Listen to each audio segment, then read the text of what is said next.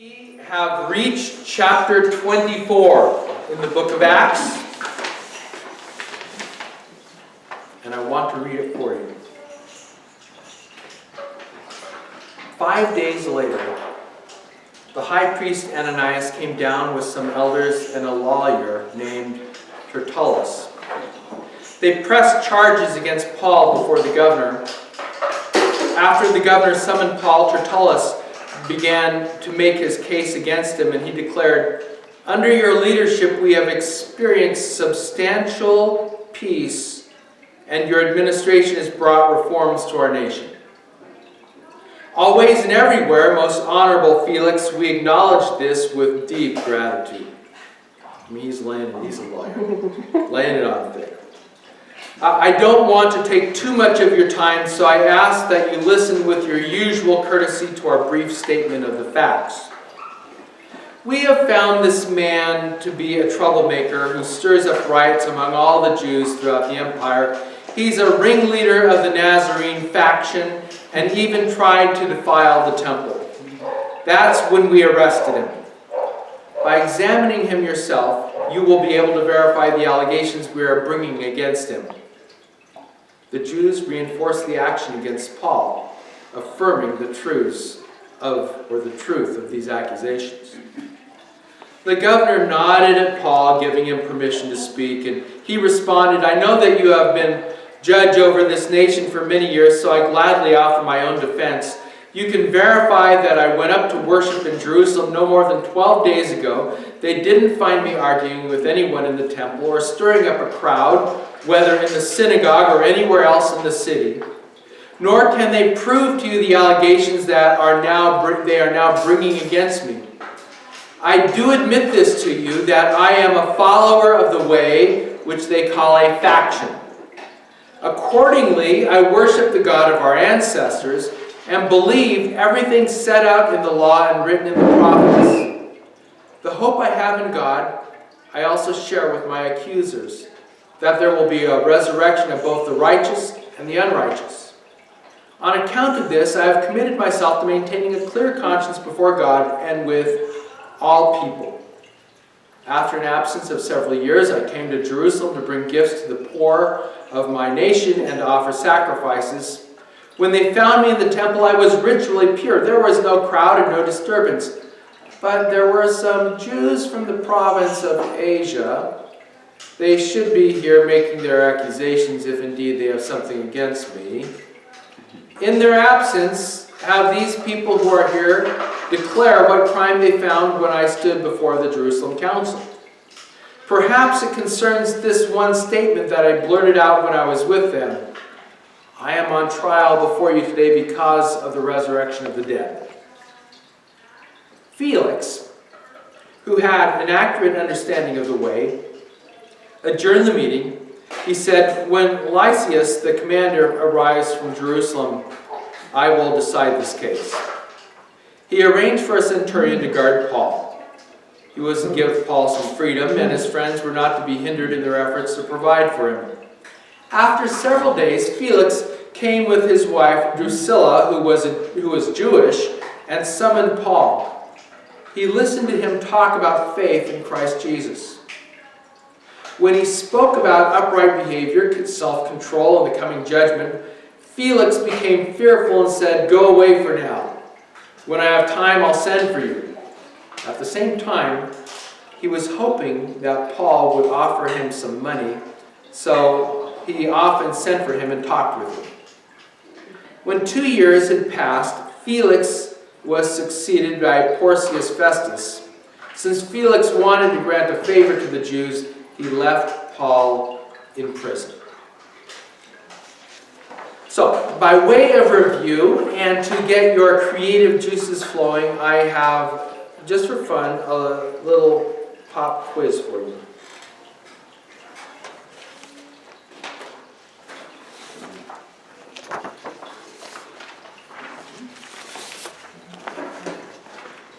One for you. Four for you. One here. One for you.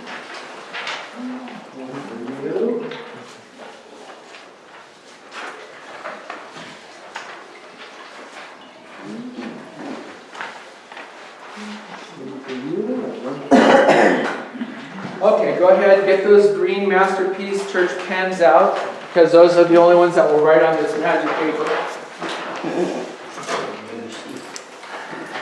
And choose the best answer for each question.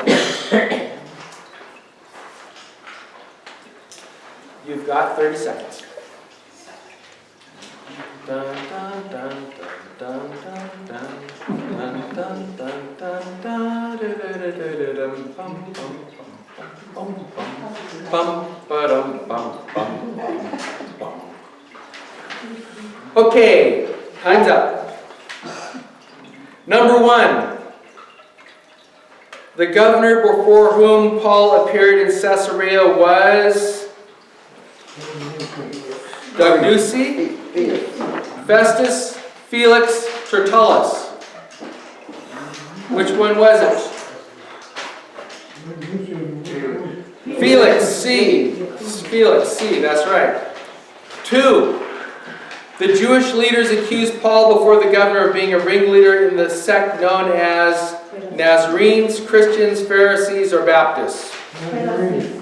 Pharisees? Was that the accusation? Nazarenes, that's right, Don. A. A is the correct answer. Number 3, Paul was also accused of A. Not tithing, B. Violating city ordinances, C. Drunkenness, D. Defiling the temple. D. D, that's right, defiling the temple. Number 4, Paul defended himself by claiming that A. His crimes were necessary to preserve the law, B. The accusations were unprovable, C. He was a Roman citizen and not subject to Jewish law, and D. The Jewish law didn't matter. What is it? C? No, it wasn't C. Jewish law didn't matter. B. It was B. In this statement, he's saying B, that the accusations were unprovable. I mean, some of the other things applied, but were not what he said. 5. Paul did admit that he was a member of a group known as Rotary, A. B. The Way, C. ISIS, D. Pharisees, E. Christians. The way.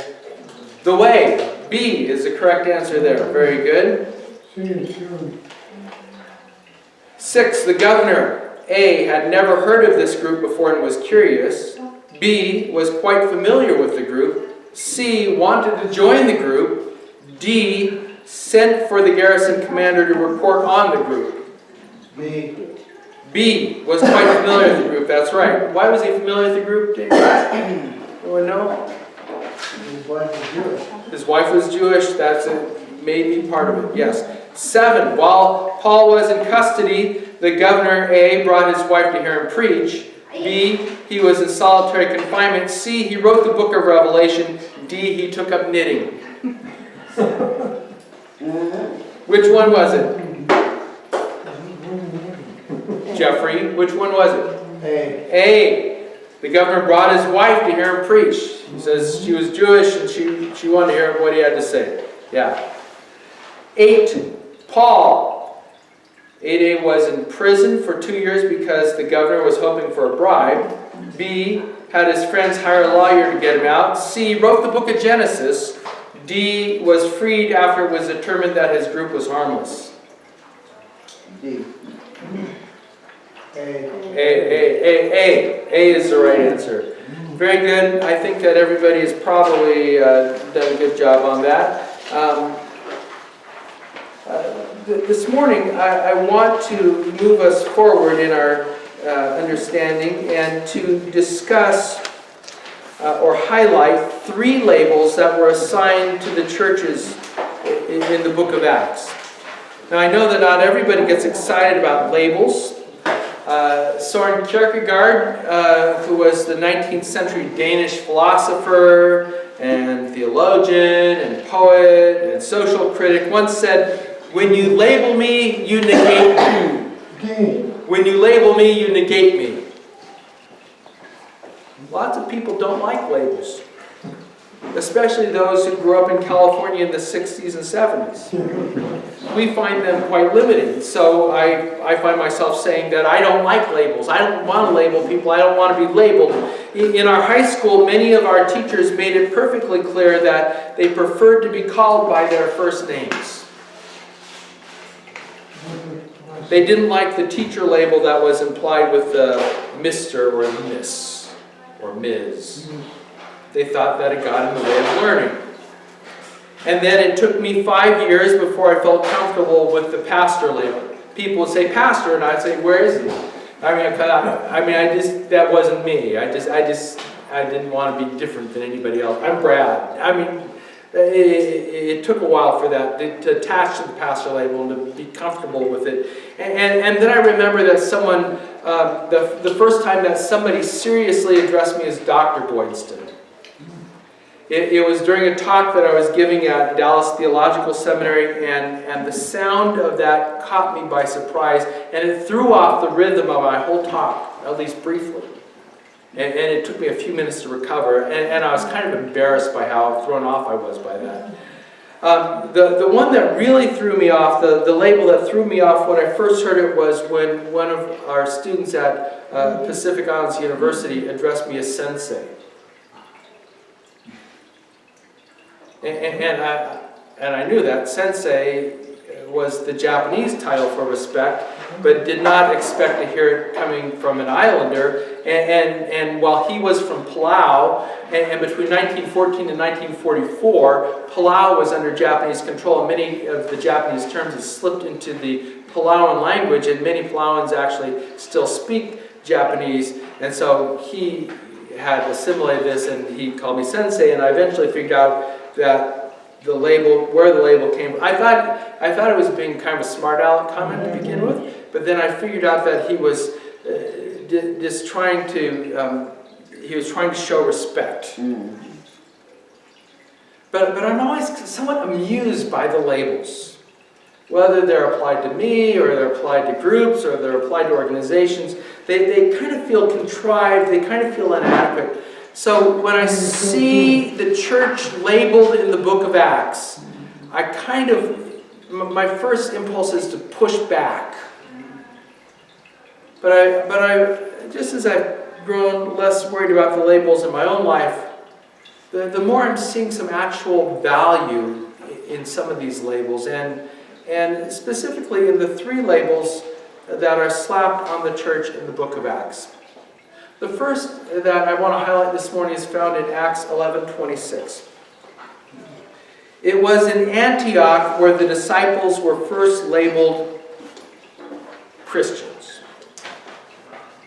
It's hard to know whether that label, Christians, was intended to be a positive thing or a somewhat derisive thing. By the way, derisive is the English power word of the week for people who are building their English vocabulary. It is not the most common word in English. You will not hear it every day, but you will hear it occasionally.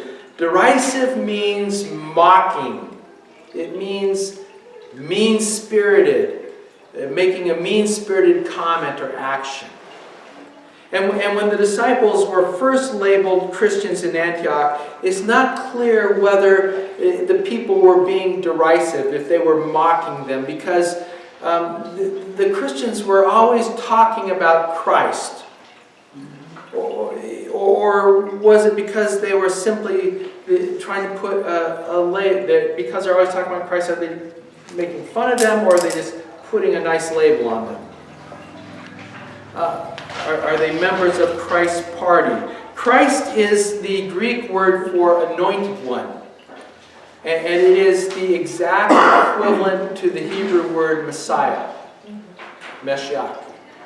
But it's unlikely that Jews use the term Christ to mock the believers. For them it would be disrespectful of the real Messiah, who they said was still coming. So the Jews did not refer to the followers of Jesus as Christians, but it became common in the Greek-speaking world. By the way, the IAN ending was actually Latin, so Christian is a fusion word. It is a Greek-Latin word. It's a fusion. And that's going to be on the next quiz. For a number of academic reasons, I think that the Antiochians were probably mocking the believers by calling them Christians. And it shows that the Antiochians were getting at least part of the message. These people, as peculiar as they were all about Jesus Christ. They talked endlessly about Christ. And it was like he was the most important thing in their lives. So they were Christians. Now the other thing to note here is that instead of pushing back when they were insulted, they embraced the label. They did not write letters to the editor complaining about how their views were disrespected and that people were making fun of them. They did not scream religious persecution. They did not file a slander lawsuit. Rather, they ran with the ball when it landed in their arms. They intercepted it and they turned it into a touchdown. And eventually, Christian became a label of extreme respect. Note again the tone here in verse 26. It was in Antioch where the disciples were first labeled as Christians. Luke, the writer of Acts, assumes that his readers everywhere in the Greek-speaking world, and he's writing predominantly to a Greek-speaking audience, they are going to be familiar with the term. It caught on because of how these people lived and how these people witnessed. The second label is found in Acts 24, verse 5. That is Nazarenes. Nazarenes. We have found this man to be a troublemaker who stirs up riots among all the Jews throughout the empire. He is a ringleader of the Nazarene faction, or sect, or cult. And this was an expression of extreme contempt. Jesus spent his early years in Nazareth, which is the area north of Judea, which was commonly known as the breeding ground of extremists and dissidents and sedition.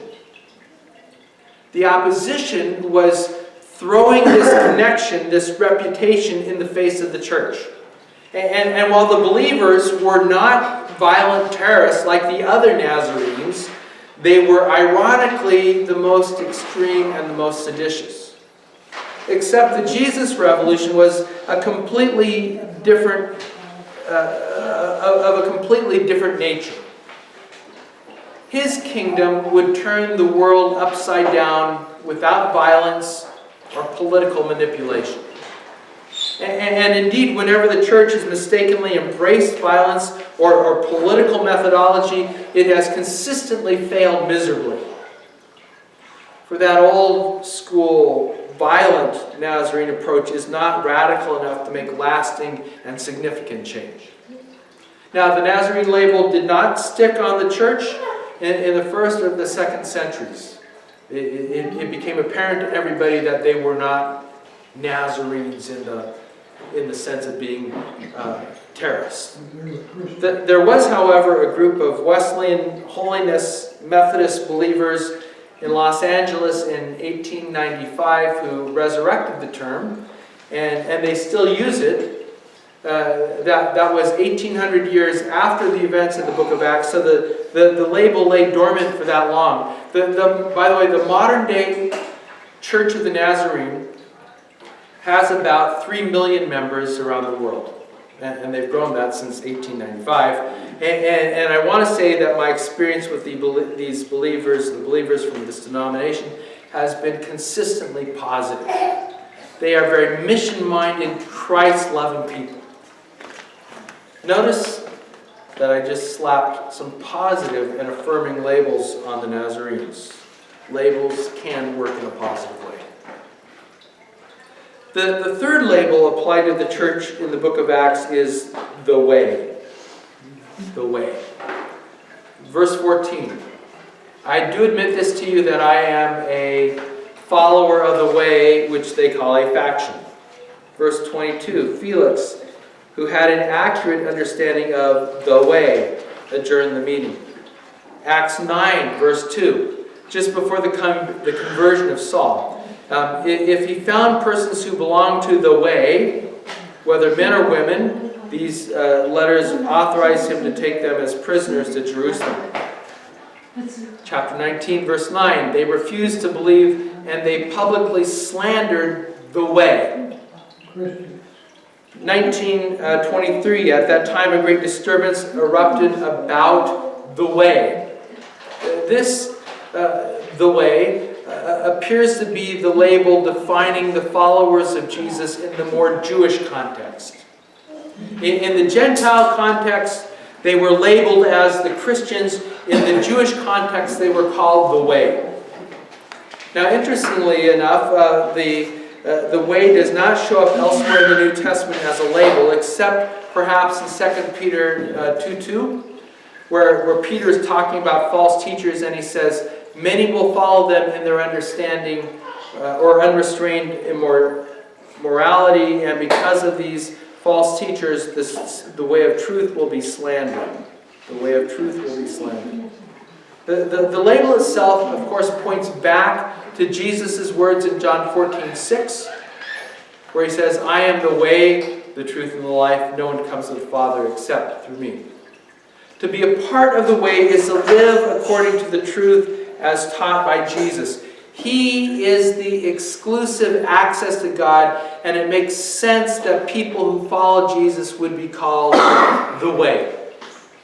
It's also interesting, maybe a bunny trail, maybe not, that the entrance, the little pathway into the inner sanctuary area in the Jewish temple, the entry into the Holy of Holies in the temple was also called the Way.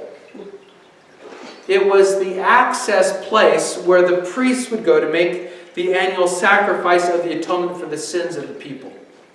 The priest came to God via the Way, through the Way. And we now know that Jesus was the final and the ultimate sacrifice of atonement. Hebrews 10, 19 through 21. And hear this in light of our discussion of the Way. Brothers and sisters, we have confidence we can enter the Holy of Holies by means of Jesus' blood through a new and living way that he opened up for us through the curtain, which is his body. And we have a great high priest over God's house. The early church was called the Way because Jesus was the Way. But wait, there's more. In the Old Testament, and some in the New, the way or the path is often used as a metaphor for right living, righteousness or justice, meaning being in tune with God. So Proverbs 2:20, therefore walk in the way of the good and keep to the path of the just. Proverbs 8:20, I walk in the way of righteousness along the paths of justice. Isaiah 26:27. The way of the righteous is level, O just one. You make smooth the path of the righteous. And then if we jump into the New Testament, that concept again, 1 John 2:11. But whoever hates another believer is in the darkness, walks in the darkness, and does not know the way to go, because the darkness has brought on blindness. The early believers were called the Way because they followed a radical way of living. And they did some pretty outlandish things. They gave women a voice. They allowed slaves to eat a sacred meal at the same table as the aristocrats. They shared their wealth with each other according to need. Remember, there was no other form of welfare at that point. They welcomed foreigners, Gentiles, outsiders. And during the plagues, the church stayed in the cities to care for the sick and the afflicted while everyone else fled to the hills. It was radical, and it seemed to get everyone's attention. The Way got everyone's attention. Remember, Governor Felix, in verse 22, is described as being quite familiar with the Way. Even though they did not have a marketing department. They did not do self-promotion. But what the early believers did could not escape notice because of the way that they lived. A particular way of life based on a particular sacrifice. And by the way, this will also be on the next quiz. Really, the labels themselves are not as important as the lives behind them. The labels might actually be beneficial if they give us something bigger than ourselves to live into. That is, how well are you living into the label? Christian, or the way, or Nazarene, or Jesus follower, or disciple. Is there another label that we should be wearing? Christian. Yeah. When I was in elementary school, I was a Cub Scout. And the best thing about being in Cub Scouts was that on the days when you had a Cub Scout meeting after school or in the evening, you got to wear your Cub Scout uniform to school. And we had all of our rank patches sewn onto our uniforms. And then there were some special buttons that we got to wear, and then there were some ribbons and dangling things occasionally, and there was a scarf, and the pull on the scarf had some significance as well. Some of us had more grand paraphernalia than a South American dictator. But there was a rule in our Cub Scout pack. You were not allowed to fight if you were wearing a Cub Scout uniform, because it would disgrace the uniform. Fighting is not the scouting way, they keep telling us. So all across the playground, after school, on days, scouting days, days when people would wear their uniforms to school, after school on the playground, there were Cub Scouts shedding their blue uniform shirts and caps and yellow scarves in order to engage in fisticuffs with other kids. Sometimes merely taking off the shirt was enough to send the enemy running.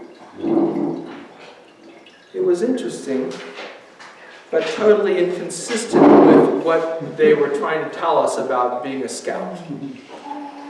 It wasn't that you were not supposed to fight in the uniform, you were not supposed to fight. Somehow, through our limited capacity, we had twisted it around, and we thought that we could temporarily shed the label and do what needed to be done. And I wonder if that's not the way that many Christians live today, thinking that the labels of Jesus are what we wear when they are convenient, but when things get challenging, instead of living into the label, we take them off, or at least temporarily, in order that we can settle the real life issues. The gospel, however, challenges us to wear the labels consistently. For we are walking in the way of Jesus, and when we do so, He empowers us to live the lives that go with labels. I think that it didn't get into the message guide, but that is the slot for the key point. No, it's not there. My secretary really messed up. But that is the key point of the message this morning. When we are walking in the way of Jesus, He empowers us to live the lives that go with the labels. When we are walking in the way of Jesus, He empowers us to live the lives that go with the labels. And that is the good news. Would anybody like to ask a question or add a comment or share a word of testimony on this one?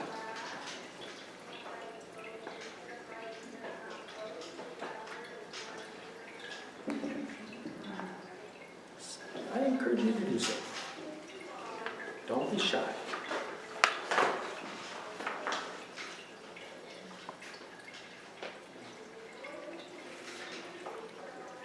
Okay. During this time, were there any other labels that Christians were given? I don't know that there were any external labels. There may have been. But for example, internally they would call themselves disciples or believers. But I don't know that there are any external labels that others would slap on them. These three were all labels that came from the outside. And they embraced two of them at least. Yes? And what is the difference from a believer and disciple? A believer is somebody who puts their trust in Christ Jesus. So, A disciple is somebody who is a student of Jesus, is a follower of Jesus. Now, the words mean slightly different things, but in reality, you cannot be a believer without being a disciple, and you can't be a disciple without being a believer. They overlap. you think it's overlap only with the believer, they are not disciple? I don't think that you can actually be a believer and not be a follower of Jesus. Because if you are really believing, you are going to follow. I don't think so. Totally is the believer they will follow. They believe, but they don't follow Allah in the Christian world. What I'm saying is that we're working toward following. Yes. We're not perfect. None of us are perfect in this. Our friends have a label at Hope Covenant Church. Have a label on the church out on the front sign that says "No perfect people allowed." And we live by that kind of axiom too. That we're not perfect. None of us are perfect believers. None of us are perfect disciples. We don't expect that anybody is going to be when they walk through the doors, because we aren't. We're not perfect. But we're aiming toward following. We want to be followers. We are imperfect followers. So supposed we need to discipline. It's a part of the training. Discipline is part of the training Discipline. toward following. Yes. If you want to be a totally real follower, you have to through the training of discipline. We learn through discipline. And a disciple is a student or an apprentice. And apprentices, students learn through the discipline of study or practice. Someone else?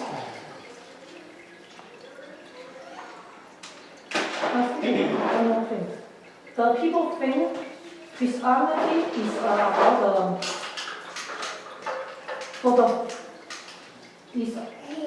they don't have other things to do, and it's like they don't think it's the way. They think it's for the how to say the English, I don't know. It's like not for the physical things, but for the spiritual, and because their spiritual is empty, so they think better I become a Christian, so I have something for my spiritual only. Yeah, I think that's sometimes the case, and you may see it more in the Chinese discipline of that kind of thinking, because as you know, in Chinese thinking, Chinese religion is a fusion of many religions. Confucianism, the way of life, Taoism, which is a system of thought, and also Buddhism. So Buddhism is what you do for your spiritual realm at the end of life. And so what's happened with a lot of Chinese is that they've simply swapped out a kind of a Christian label for a Buddhist label. Yes. And so it's only to deal if you get your bases covered in the end of your life associations, you're fine. But that's not what the intention is. That's not what it really means to follow Jesus. It's integrated into our daily lives. who we are, what we are becoming. And yes, there are some long-term, eternal implications, but primarily, on a day-by-day basis, it's about following Jesus in the here and now. I found out this is a big problem for the Chinese Yeah, in their, even the believer or the non-believer. yeah, They most of them think about this way. yeah, they think of it that way. Mhm. But I don't know And about- Americans Okay, think about it can think about it in similar fashion. You know, we would say, oh, I've got my fire insurance. You know, I'm covered, I'm saved from hell there because of, you know, my trust in Christ. And so there's just not a bunch of interest in following Jesus daily. But that's not really the intention behind it to begin with. Okay.